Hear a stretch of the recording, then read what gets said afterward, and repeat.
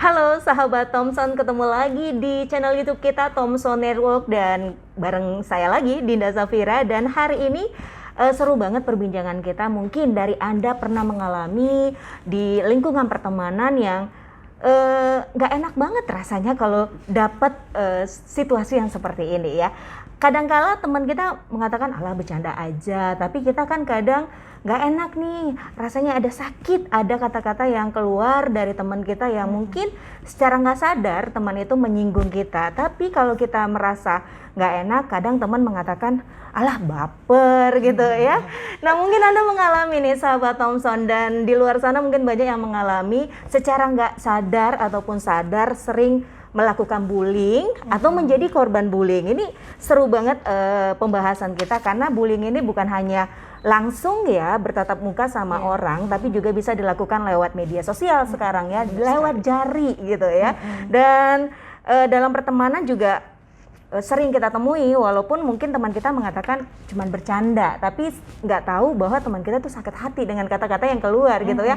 Apapun itu, dari fisik yang diutarakan ya, dari prestasi yang mungkin dianggap apa sih nih gitu ya. Jadi akhirnya teman kita merasa sakit hati, dan itu termasuk bullying ya. Nah kita akan bahas soal bullying ini sahabat Thompson, dan saat ini saya sudah bersama Mbak Cantik. Terima kasih. Mbak Ida Ayu Made Surya Dwi Payanti, MPSI psikolog ya. Ini dari Pusat Pembelajaran Keluarga Puspaga Kabupaten Badung. Iya, nah, benar sekali. pas banget nih bersama psikolog. Jadi kita akan bahas, ngobrol soal bullying ini, karena banyak banget ya terjadi sebenarnya.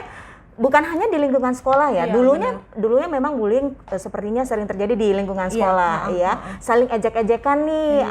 Awalnya niatnya sih bercanda, tapi nggak tahu teman-temannya kan pada mungkin sakit hati. Kok saya dihina gitu ya. Tapi sekarang ini bukan hanya di lingkungan sekolah ya Mbak ya. Di lingkungan pekerjaan juga kadang secara nggak sadar kita melakukan bullying atau kita menjadi korban bullying. Media sosial juga, karena sekarang sudah zamannya teknologi ya. Nah ini juga kadang komentar-komentar, kita posting foto atau posting video, kemudian ada komentar yang nggak sadar juga itu kita sudah menyakiti orang tersebut ya. Tapi sebelum kita bahas lebih jauh nih Mbak, Mbak Ida, Mbak Ayu, Mbak apa nih? Mbak Surya. Mbak Surya, namanya panjang. Panjang ya, jadi pilih salah satu. Pilih salah satu, Mbak Ida, Mbak Surya. Mbak Surya aja. Jadi sebelum kita bahas lebih jauh tentang bullying ini nih Mbak Surya, mungkin Mbak Surya bisa jelaskan dulu apa itu bullying, silakan. Oke. Bullying sebenarnya itu kan istilah asing ya, istilah bahasa Inggris. Ada sebenarnya istilah Indonesianya, perundungan. Mungkin pernah Perundungan, dengar? oke, Iya, siap, sahabat benar. untuk perundungan. Tapi di sini kita sepakati aja pakai istilah bullying karena mungkin lebih familiar ya di telinga sahabat Thompson semua. Jadi bullying sendiri itu definisinya terdiri dari 3 aspek. Aspek pertama itu ada perilaku agresif, di mana perilaku agresif itu memang tujuannya adalah menyakiti orang tersebut. Jadi si pelaku melakukan tindakan bullying tujuannya adalah menyakiti si korban, begitu. Yang kedua, terjadi ketidakseimbangan kekuatan atau kekuasaan, begitu. Dimana contohnya misalnya orang yang mungkin, kalau dari kekuatan nih, orang yang mungkin lebih kuat nih dari fisik, lebih besar badannya, membuli orang yang lebih lemah, yang fisiknya lebih lemah, seperti itu. Kalau ketidakseimbangan kekuasaan, contohnya misalnya satu geng membuli satu orang, kayak gitu. Jadi memang dalam bullying itu sendiri ada ketidakseimbangan kekuatan atau kekuasaan di dalamnya. Dan yang terakhir, aspek ketiga itu, bullying ini sendiri, suatu perilaku agresif dikatakan bullying jika itu terjadi secara berulang. Jadi kalau sekali aja bisa dikatakan itu bukan bullying, tapi ketika itu sudah dilakukan berulang, maka itu dikatakan sebagai bullying. Jadi dapat disimpulkan bullying itu sendiri merupakan perilaku agresif yang dilakukan secara berulang oleh satu atau sekelompok orang kepada orang lain dengan tujuan menyakiti orang tersebut. Jadi menyakiti si korbannya, kayak gitu. Sifat agresif yang terjadi berulang dengan tujuan untuk menyakiti seseorang gitu ya. Tapi saat-saat ini banyak orang yang tidak sadar telah menyakiti gitu ya. Dan termasuk nggak sih Mbak Surya, tadi kan salah satu aspek itu bahwa perbedaan ketidakseimbangan kekuatan. Ada yang mereka lebih besar gitu ya. Dari fisiknya. Dari fisiknya mungkin lebih besar, kemudian membuli seseorang yang fisiknya lebih kecil, akhirnya dibully. Tapi bisa nggak seseorang ini yang mungkin dia sadar kelemahannya, agar tidak kelihatan kelemahannya, akhirnya membuli seseorang, itu termasuk juga nggak sih? Bisa termasuk juga, karena mungkin aja kita kan nggak tahu juga backgroundnya dia seperti apa. Mungkin saja dia dulunya korban, karena anggapannya kekurangannya dia korban bullying, akhirnya untuk melindungi dirinya agar tidak dibully lagi di kemudian hari dia menjadi pelaku gitu. Jadi bisa aja terjadi. Bisa aja seperti itu ya. Faktor pendorong ya, kenapa dia jadi pelaku bullying. Iya, benar. Jadi dia ingin menutupi kelemahan yang ada di diri dia, akhirnya biar orang menganggap dia gitu ya, kuat, menunjukkan powernya, akhirnya membuli seseorang gitu ya. Tapi banyak di luar sana juga kita nggak sadar ya, kalau kita sudah membuli seseorang gitu ya, dan orang itu sakit hati nih, tersiksa dengan apa yang kita lakukan. Tapi bagi kita sendiri mungkin ada beberapa yang enggak kok, saya nggak bully, saya cuma bercanda. Sebenarnya tindakan seperti apa sih yang bisa dikatakan sebagai bullying? Bullying sendiri ada 4 jenis ya. Yang pertama bullying fisik. Yang kedua bullying verbal, yang ketiga itu bullying psikis atau sosial, dan yang terakhir ada cyberbullying.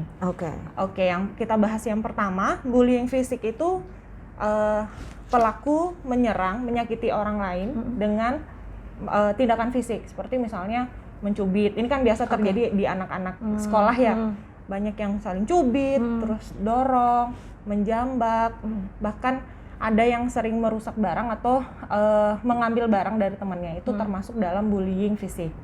Yang kedua ada namanya bullying verbal. Bullying verbal itu melalui perkataan tadi, melalui perkataan. Contohnya misalnya mengejek, memberi julukan, mengkritik, mengintimidasi, kemudian menyebarkan gosip, itu juga termasuk dalam bullying verbal.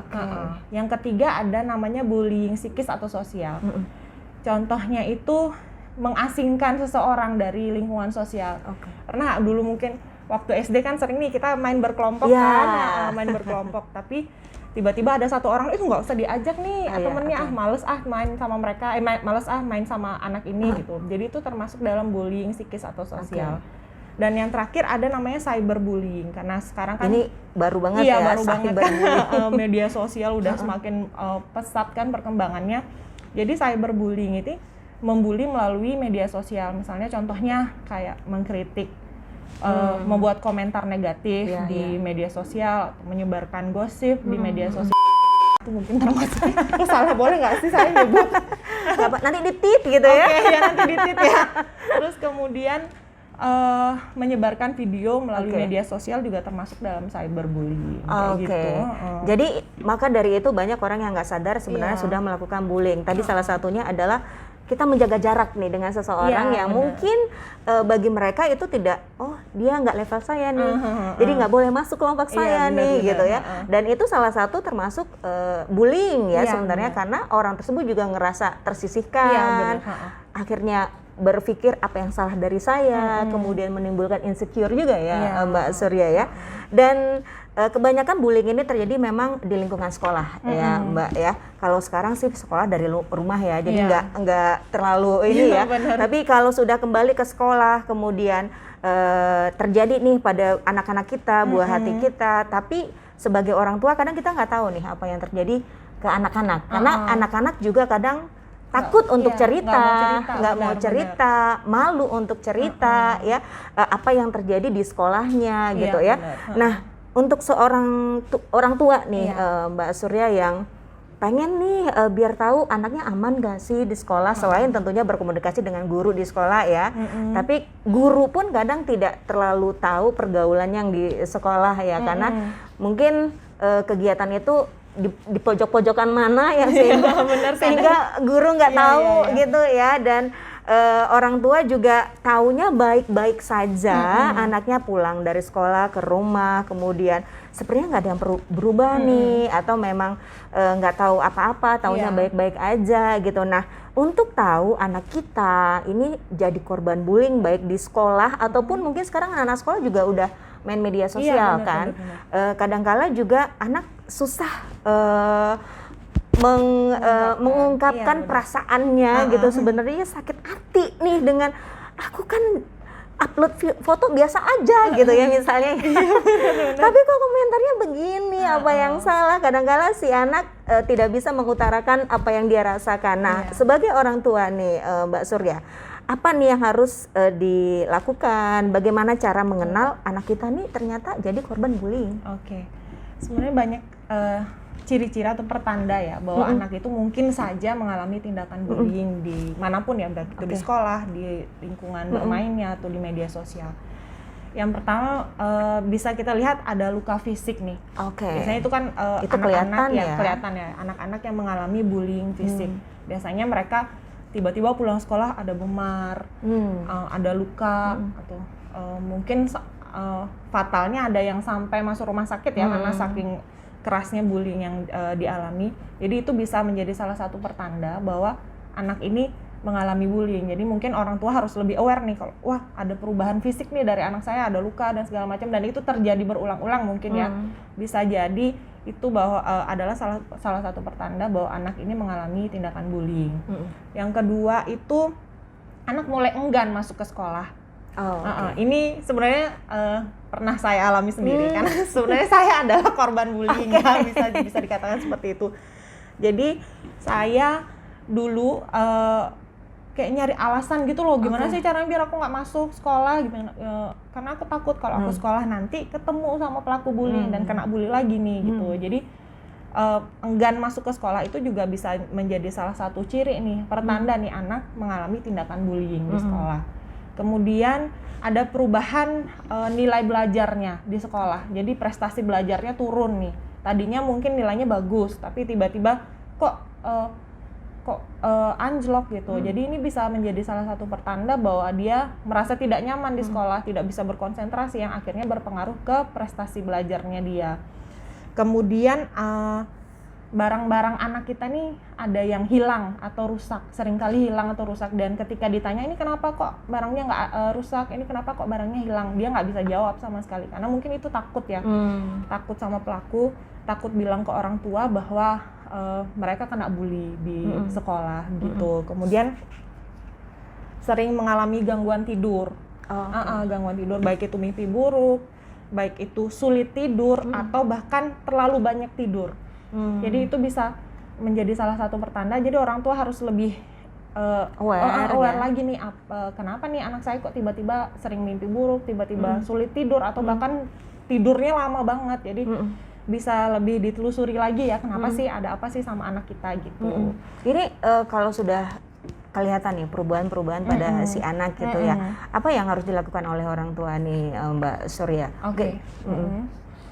Yang bisa dilakukan oleh orang tua, pendekatan mungkin ke anak ya, karena korban bullying terkadang beranggapan bahwa memang mereka pantas untuk menjadi korban karena kekurangan yang mereka miliki gitu. Jadi yang bisa dilakukan oleh orang tua, melakukan pendekatan. Jangan yang kadang kan ada orang tua, kok kamu mau sih dibully sama temenmu? Harusnya kan kamu lawan mereka atau apa gitu. Padahal padahal anak sendiri merasa bahwa memang waktu itu ya dia lagi down, lagi tidak punya sedih, kekuatan tidak gitu punya ya. kekuatan sama sekali gitu. Jadi sebaiknya orang tua lebih melakukan pendekatan ya pada anak, tanya dulu, maksudnya ngobrol tentang sekolah atau apa gitu. Terus baru mulai masuk ke sana, ke apa sih, kenapa sih di sekolah gitu, apa yang kamu nggak suka di sekolah, apa yang membuat kamu merasa sedih di sekolah. Jadi mulai pertanyaan yang terbuka dulu, yang general dulu, siapa tahu dengan hal itu anak mulai merasa nyaman dan mau cerita dengan orang tua kayak gitu. Jadi mulai menjalin komunikasi lagi ya bersama anak, walaupun mungkin sibuk sekarang kan para orang tua pada aktif ya, wanita karir semuanya, bukan hanya ibu tapi ayah juga sibuk dengan pekerjaan, kadangkala agak sedikit alfa gitu ya, dengan memperhatikan anaknya. Bener. Pulang sekolah tidak ditanyakan apa yang kegiatan di sekolahnya seperti apa ya. Dan itu kalau di sekolah ya Mbak Surya, saya penasaran sekarang semua dari rumah nih kegiatan belajar di rumah, dan media sosial sekarang hampir semua kalangan menggunakan media sosial ya. Dari anak kecil ini udah sudah menggunakan media sosial, dan ini kadang-kala juga kena bullying dari cyberbullying tadi yang salah satu jenis yang Mbak Surya jelaskan. Nah ini kadang juga nggak tahu kan penyebabnya orang tua, kenapa tiba-tiba. Nah ini apa ini yang harus dilakukan orang tua? Apakah menyetop anaknya menggunakan gadget atau seperti apa nih Mbak Surya? Sekarang tergantung usianya ya. Kalau menurut saya usia 10 tahun ke atas, anggapan kelas 5 SD itu nggak masalah ya mereka menggunakan gadget, karena sekarang kan kebutuhan pendidikan juga semua harus searching internet, harus tugas-tugas menggunakan gadget ya. Harus menggunakan gadget. Tapi satu yang harus diperhatikan orang tua ini memang harus mengkomunikasikan dulu sama anak nih, kamu papa mama kasih gadget untuk apa?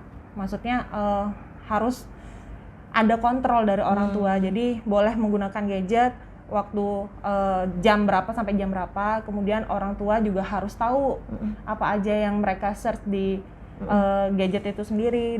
Misalnya nih anak juga punya media sosial, orang tua harus, menurut saya sih, orang tua harus berteman ya, bisa saya bilang dia. Saling follow-follow di Instagram, sehingga di Instagram mungkin di Facebook, media sosial yang lainnya. Sehingga orang tua tahu apa sih kegiatan anak selama di media sosial, komentar-komentar yang mereka dapatkan di media sosial. Jadi ada kontrol juga dari orang tua. Jadi langsung misalnya si anak dapat komentar yang negatif, orang tua langsung bisa kakak jangan didengerin atau seperti apa ya, memberikan support sehingga si anak nggak masuk ke hati nih kata-kata atau komentar yang ada di sana ya. Nah mungkin di luaran sana menganggap bullying bercandaan tadi ya, seperti Mbak Surya katakan, karena nggak sadar nih kalau sudah melakukan bullying, dan mungkin sadar setelah dampaknya gitu ya, dampaknya terlihat gitu ya, ada yang luka-luka, oh iya ternyata nih masuk bullying. Sebenarnya dampak dari tindakan bullying ini sendiri apa nih untuk si korban Mbak Surya? Banyak ya, mungkin di luaran sana beranggapan bahwa bullying itu adalah sepele gitu. Padahal kan aku cuma ngejek biasa aja kok, baper sih, kok dimasukin ke hati sih. Padahal tidak semua orang tahu bahwa mungkin saja ketika kita membuli orang A, dia biasa aja, tapi belum tentu misalnya kita membuli orang B seperti apa gitu loh. Jadi sebenarnya dampaknya banyak. Yang pertama yang tadi, luka fisik ya, pasti ya. Kalau misalnya dia mengalami tindakan bullying fisik, ada luka-luka, ada lebam, dan mungkin beberapa kasus ada yang sampai masuk rumah sakit kan, karena terlalu, mungkin ada yang gegar otak dan segala macam kayak gitu kan. Yang pertama luka fisik, yang kedua pastinya ada rasa tidak nyaman ya dalam diri si anak. Mereka takut, cemas karena tindakan bullying tadi yang dialami itu. Kemudian ada juga karena ada rasa takut dan cemas, akhirnya anak atau korban bullying ini cenderung lebih sensitif, lebih cepat marah. Jadi kayak misalnya kita tanya dikit aja, misalnya di rumah nih orang tua nanya anak, dia lagi ngapain sih mah gitu. Karena begini, di sekolah ketika mungkin dia mengalami tindakan bullying oleh pelaku, dia tidak bisa mengeluarkan emosinya gitu, karena mungkin takut sama si pelaku. Namun ketika di rumah, ketika dia merasa rumah itu kan adalah suatu kondisi yang nyaman buat si anak, jadi dia meluapkanlah emosinya itu dengan cara yang tadi, sensitif atau mudah marah itu. Kemudian ada lagi dampaknya itu, korban ini menyakiti diri sendiri, self injury itu. Kenapa mereka melakukan hal tersebut? Karena itu dianggap sebagai salah satu cara untuk meluapkan emosi negatif yang mereka rasakan ketika mengalami tindakan bullying. Jadi menyakiti diri sendiri, misalnya kayak nyayat-nyayat tangan, itu mukul-mukul badan atau cubit-cubit badan, itu digunakan sebagai salah satu cara untuk meregulasi emosi mereka gitu. Atau ada juga korban bully menyakiti diri sendiri itu karena mereka beranggapan bahwa mereka pantas untuk dibully karena kekurangan mereka. Jadi karena kekurangan itu mereka memilih untuk menyakiti diri sendiri, untuk menghukum dirinya gitu. Kamu bodoh. Jadi kayak mukul diri sendiri, nyayat diri sendiri itu sebagai salah satu cara mereka menghukum diri mereka sendiri. Atau juga self injury ini sebagai cara untuk mengalihkan pikiran mereka tentang bully tadi. Jadi gimana sih caranya aku bisa ngelupain kejadian pembulian itu ya dengan mungkin menyakiti diri sendiri kayak gitu. Nah, ketika rasa cemas, rasa takut yang muncul karena tindakan bullying itu tidak teratasi dengan baik, ujung-ujungnya bisa stres nih. Bisa depresi yang akhirnya mungkin berujung pada gangguan mental atau bahkan bunuh diri gitu. Bisa juga nggak trauma berkepanjangan, Mbak Surya? Trauma berkepanjangan. Sampai dewasa seperti itu? Iya, bisa. Jadi itu yang saya bilang tadi. Karena tidak teratasi dengan baik, mungkin kan biasanya anak-anak emang agak kesulitan untuk menyampaikan emosinya, untuk mengutarakan emosinya. Sehingga mereka nggak tahu nih caranya yang tepat, gimana sih caranya biar bisa mengatasi emosi itu, nggak tahu caranya. Akhirnya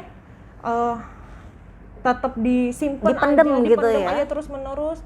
Akhirnya lama kelamaan bisa jadi sampai dewasa dia jadi stres, jadi pendiam, jadi depresi, bahkan yang itu mungkin dia bunuh diri atau gangguan mental lainnya. Jadi sampai dewasa juga tidak berpengaruh, akhirnya tidak bisa bersosialisasi karena tidak ditangani secara dini benar. Dan itu tadi saya garis bawahi tidak bisa tidak bisa melawan, tapi kita harus bisa melawan nih korban bullying karena jangan mau ditindas terus menerus ya. Jangan mau dibully terus menerus. Ayo dong bangkit gitu ya untuk Anda yang mungkin ngerasa saya jadi korban bully nih ya, tapi saya pengen ngelawan para pelaku bullying, cuman nggak tahu caranya.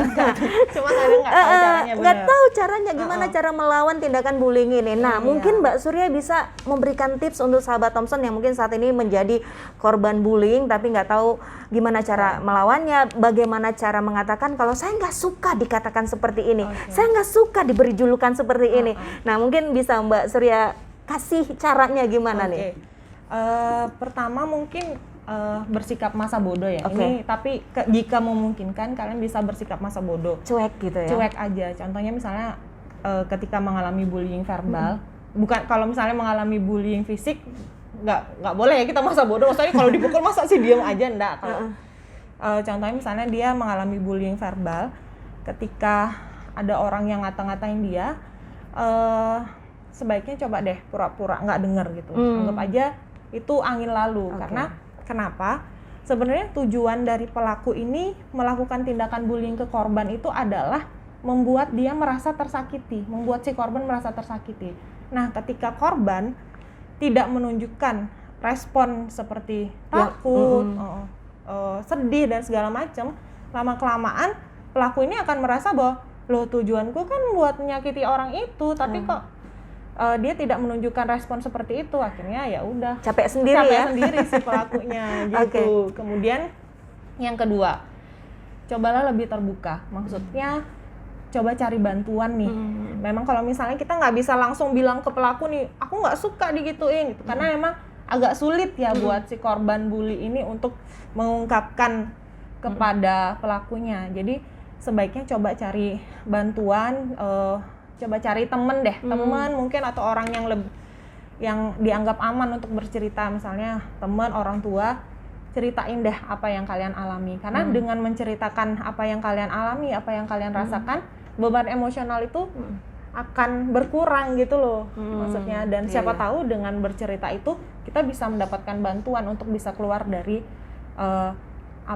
permasalahan ini, dapat solusi. Dapat solusi gitu. Terus yang ketiga itu bisa lebih fokus mencintai diri sendiri ya. Lebih fokus mencintai diri sendiri, karena balik lagi dinamikanya biasanya korban bully ini mereka beranggapan bahwa memang mereka pantas untuk mendapatkan tindakan bullying, karena ini karena kekuranganku nih, makanya teman-teman nggak suka sama aku gitu.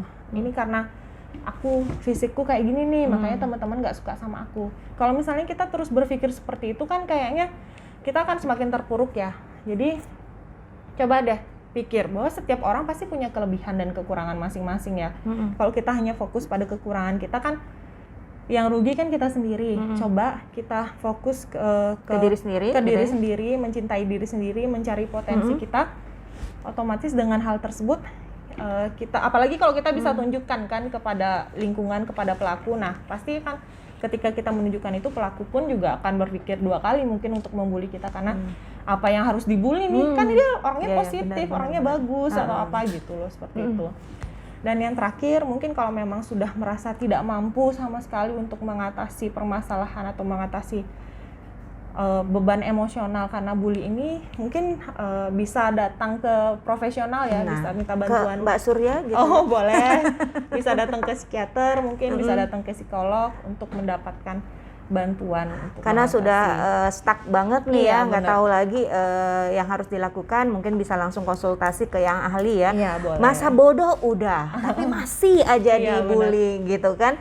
Kemudian udah menunjukkan karya, sudah kreatif, tapi juga masih dibully ya, nggak berhenti dibully gitu ya. Nah mungkin kalau udah cerita juga tapi nggak ketemu solusi, yang akhirnya makin stres, akhirnya nggak bisa menghasilkan sesuatu, menghasilkan karya, langsung aja datang ke Mbak Surya ya, atau ahli yang lain. Boleh. Untuk berkonsultasi tentunya apa yang harus dilakukan, karena ya benar ya kata Mbak Surya, ya udah cuek aja apa orang-orang itu yang mungkin menghina, memberikan julukan, yang menyakiti gitu ya, terus berkonsentrasi aja pada diri sendiri ya, fokus ke diri sendiri, mencintai diri sendiri, menghasilkan sebuah karya ya ke depannya, tunjukkan kalau kamu bisa.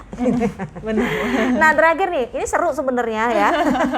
Seru berbincang kita soal bullying, karena banyak banget kasus-kasus bullying di luar sana yang kalau kita lihat, baca berita di media sosial, pasti banyak korban-korban bullying, bukan hanya anak-anak, tapi juga orang dewasa kadang juga dibully gitu ya. Karena sekarang media sosial semua kalangan menggunakan ya, dari anak-anak sampai orang tua, yang mungkin para orang tua baru mengenal media sosial sekarang, akhirnya mulai main gitu ya, dan kena bullying juga. Mungkin ada yang komentar-komentar yang kurang enak gitu. Nah terakhir sebelum kita akhiri perbincangan kita, mungkin lain waktu kita bisa sambung lagi ya Mbak Surya ya, seru nih. Banget. Bisa berikan pesan-pesan ke sahabat Thompson terkait bullying ini, Mbak Surya, silakan. Mungkin bullying yang tadi ya, banyak beranggapan bahwa bullying itu adalah suatu hal yang sangat sepele, biasa terjadi. Biasanya bahkan digunakan untuk bergaul ya, untuk dekat sama orang lain dengan cara ngejek atau segala macam. Tapi kan kita nggak tahu nih, apakah yang menerima bully ini biasa aja atau malah akan sakit hati kayak gitu. Jadi sebaiknya benar-benar stop bully dari sekarang kayak gitu. Karena bully merupakan kasus yang memang berbahaya ya. Iya, seperti yang tadi sudah dijelaskan oleh Mbak Surya, dampaknya sangat-sangat banyak sekali. Sangat banyak. Ada yang bisa trauma berkepanjangan sampai dia dewasa nanti. Jadi yuk sahabat Thompson, mulai saat ini sama-sama kita menjadi agen anti bullying ya. Iya, benar segitu. sekali. Dan untuk Anda para korban bully yang mungkin sakit hati dengan kata-kata teman atau sikap teman ke Anda, ayo dong, jangan diem aja. Mulai dari sekarang berani bertindak, berani melapor, berani berbicara gitu ya. Benar. Untuk mengatakan isi hati Anda gitu ya, bahwa Anda itu nggak suka diginiin, nggak suka diberikan julukan. Jadi mulai sekarang jangan pendam apa yang dirasa ya. Karena ini baik banget untuk melampiaskan ya rasa itu ya. Jadi katakan ke teman, kalau saya nggak suka nih dikatakan fisiknya kurang menarik atau apa gitu ya, dikatakan fisiknya ataupun soal apa yang Anda lakukan ya. Oke, terima kasih Mbak Surya sudah mau meluangkan waktu ngobrol-ngobrol bersama di YouTube channel kita di Thompson Network. Mungkin lah waktu kita bisa ngobrol lagi ya. Pembahasan bullying ini panjang sebenarnya ya. Panjang. Dan sahabat Thompson, semoga informasi yang sudah diberikan Mbak Surya bisa bermanfaat. Mulai dari sekarang kita jadi agen anti bullying. Terima kasih, saya Dinda Safira. Bye bye. Terima kasih.